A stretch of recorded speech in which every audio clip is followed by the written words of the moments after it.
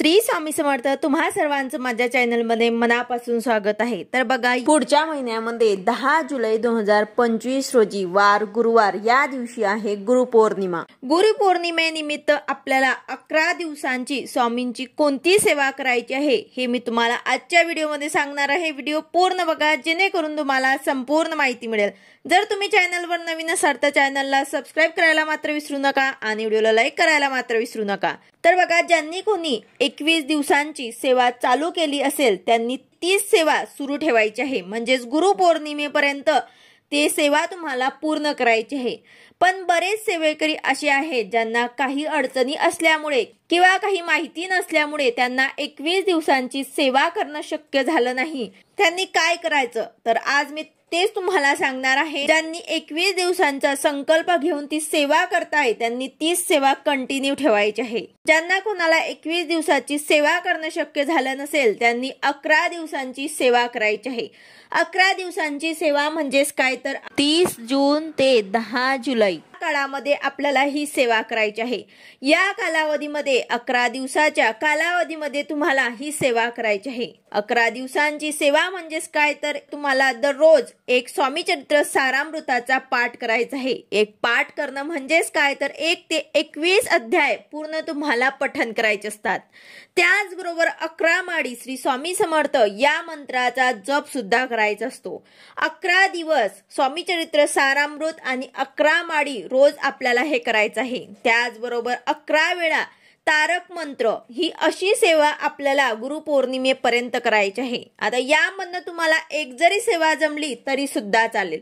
11 दिवस म्हणजेच काय तर ज्यांना 21 दिवस सेवा करायला शक्य झालं नाही काही कारण असल्यामुळे, जसे कोणाला मासिक विटाळ असेल, सुतक असेल किंवा गावाला जाताय असे बरेच कारणांमुळे सेवा करायला ज्यांना शक्य झालं नाही त्यांनी या सेवेला सुरुवात करायची आहे। तुम्ही ही सेवा मनोभावे करा, नक्कीच तुमची इच्छा स्वामी महाराज पूर्ण करतील। जे 21 दिवसांची सेवामध्ये जर तुम्ही 21 दिवसांच्या सेवेमध्ये स्वामी चरित्र सारामृताचे पाठ करत असाल तर तुम्ही आता 11 दिवसांच्या सेवेमध्ये 11 माळी श्री स्वामी समर्थ या मंत्राचा जप करू शकतात किंवा मग 11 वेळा तारक मंत्राचा जप करू शकतात।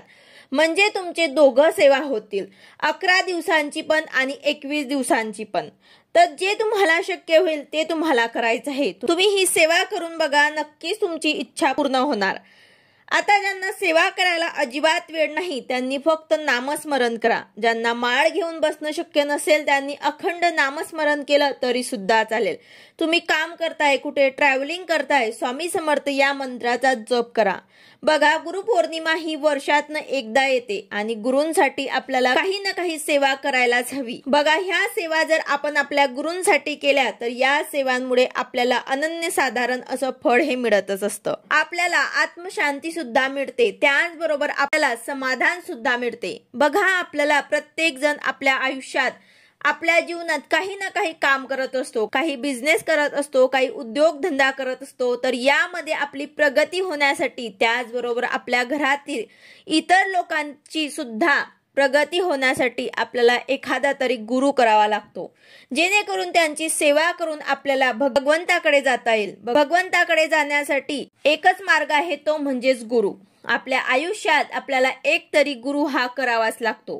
बघा, हा गुरु तुम्ही कोणताही करू शकता। तुम्ही ज्या देवतांची सेवा करत असाल त्या देवतांना तुम्ही तुमचा गुरु करू शकतात। आता जर तुम्हाला स्वामींना गुरु करायचं असेल तर तुम्ही गुरुपौर्णिमेला स्वामींना गुरु करू शकतात। तर बघा, आपल्याला गुरुपौर्णिमेपर्यंत ह्या अतिशय प्रभावी सेवा आपल्याला आपल्या गुरूंसाठी करायची आहे। ही सेवा संकल्पयुक्त करू शकतात। जेव्हा आपण संकल्पयुक्त सेवा करतो तेव्हा ती सेवा आपल्याला पूर्ण करायची असते। आपण त्या सेवेमध्ये बांधलेलो असतो, ठराविक वेळेमध्ये आपल्याला ती सेवा पूर्ण करायची असते आणि ती सेवा आपण पूर्ण मनाने भक्तिभावाने जर केली तर त्याचा नक्कीच आपल्याला फळ मिळत असतो। जी काही आपली इच्छा असते, मनोकामना असते, ते नक्कीच पूर्ण होत असते। तर तुम्हाला 11 दिवसांची ही सेवा करायची आहे। जे नशिबात नाही ते सुद्धा तुम्हाला मिळेल। तुम्ही महाराजांची किती सेवा करता याला महत्व नसून किती शुद्ध अंतकरणाने मनोभावे ही सेवा करता याला महत्व आहे। जर तुम्ही फक्त यातली एकही सेवा केली आणि ती शुद्ध अंतकरणाने केली तर त्याचं फळ तुम्हाला नक्कीच मिळेल। स्वामी आपले मन बघतात की आपण किती मनाने करताय, तुमचा भाव किती शुद्ध आहे हे बघतात। तुमची कितीही अशक्य अशी इच्छा, कितीही मोठं संकट असो, प्रत्येकाच्या आयुष्यात संकट येतच असतात, पण जो स्वामींची सेवा करतो त्याला या संकटांमधनं स्वामी महाराज बाहेर काढतात। आता जर ही सेवा करताना मध्ये सुतक विटाळ आले तर ते दिवस तुम्हाला स्किप करून पुढे सेवा कंटिन्यू करायची आहे। असे नाही की गुरुपौर्णिमेपर्यंतच पूर्ण व्हायला पाहिजे, नंतर सुद्धा तुम्ही ही सेवा केली तरी सुद्धा हरकत नाही। तर अशा प्रकारे गुरुपौर्णिमेपर्यंत जेवढी होईल तेवढी शक्य आपल्याला स्वामींची सेवा करायची आहे। व्हिडिओ आवडला असेल तर लाईक करा, शेअर करा, सबस्क्राईब करा। भेटूया अशाच नवीन व्हिडिओ सोबत। श्री स्वामी समर्थ।